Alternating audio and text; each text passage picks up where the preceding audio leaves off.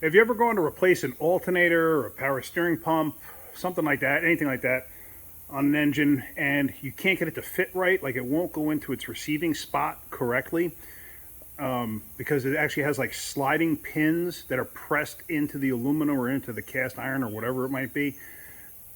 Let me show you an easy way to adjust that and get that right. I see people take hammers and hit them, and sometimes you break the ends off and stuff like that. But the right way to do it is by making a small press tool. And it's very simple. I mean, it really takes almost no time to do. So let me show you real quick, because I'm working on this Pontiac Vibe that I'm replacing the motor on. And the power steering pump uses a setup like that. And those slide pins, those pressed in slide pins, are in the front cover.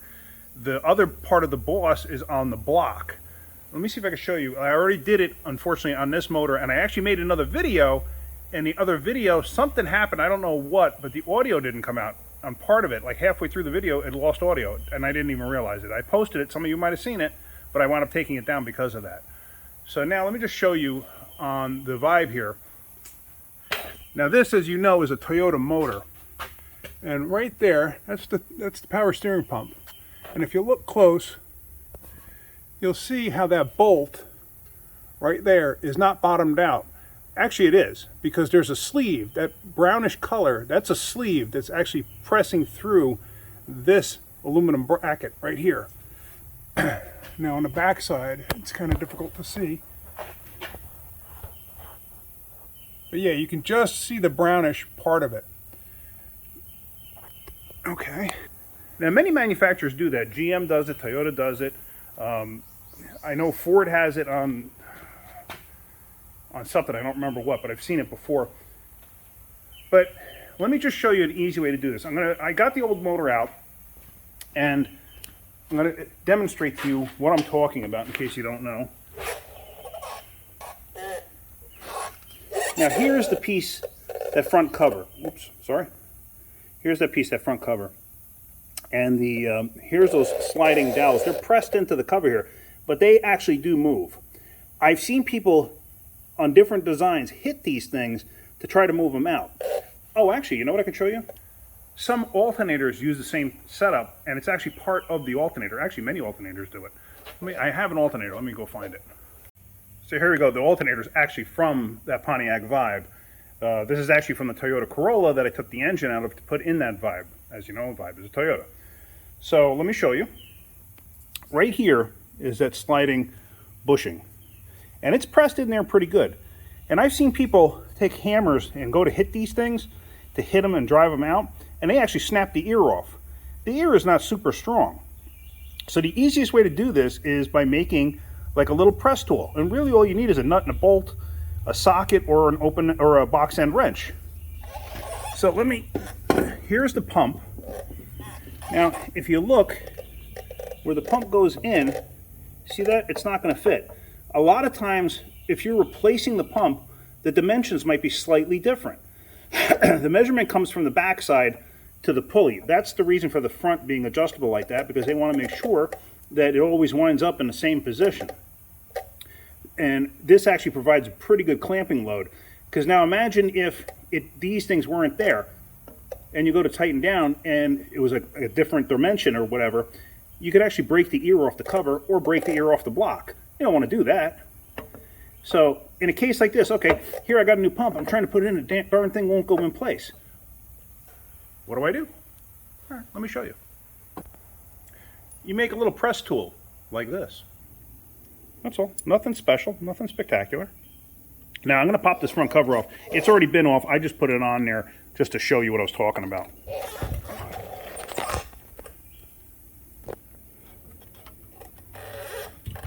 It will come off. It's lying to me at the moment. Hold on.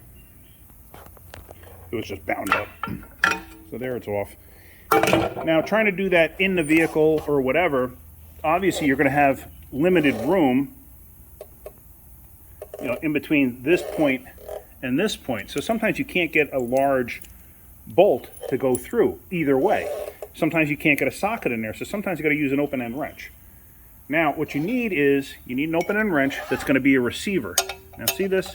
This fits perfectly over there. This is a 17. This fits perfectly over that, and it's going to be the receiver. Now, what I'm going to do is I'm going to take the bolt, and I'm going to put it through here, just like that.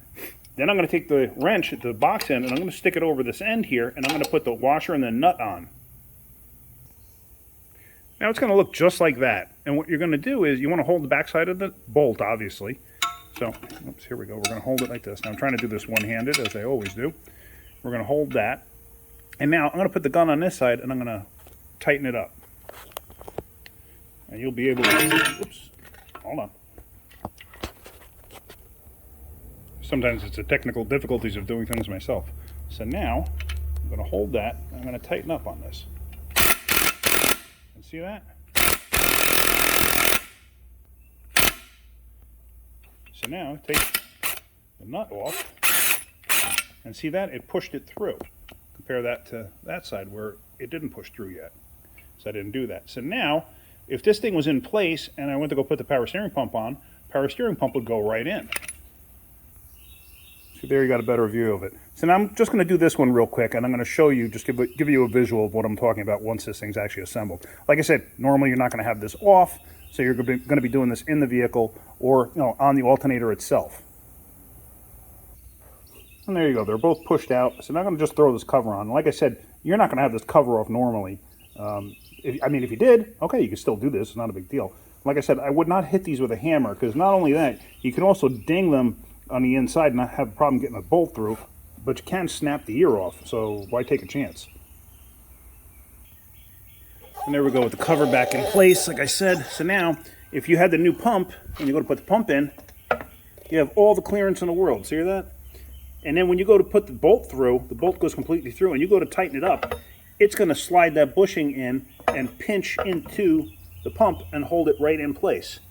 So that's the beauty of it. It's a nice design. It works very well.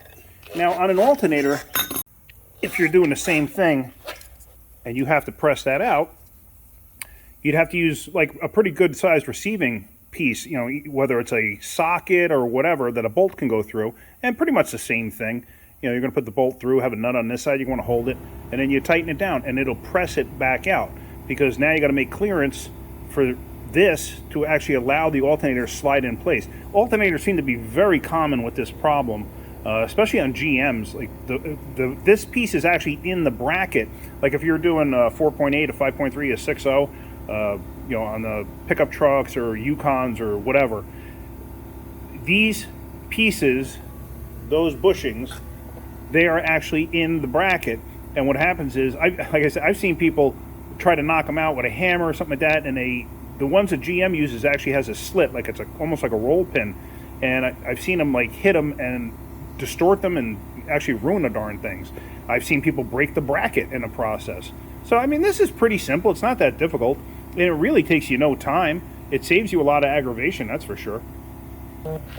So, to me, it's worth it. I mean, like I said, it's very simple and takes no time. So, anyway, that's it. I just thought I'd show you that. So, if you get anything out of my videos, hit that like button. If you could, please subscribe. That's it. Have a great day. Keep wrenching.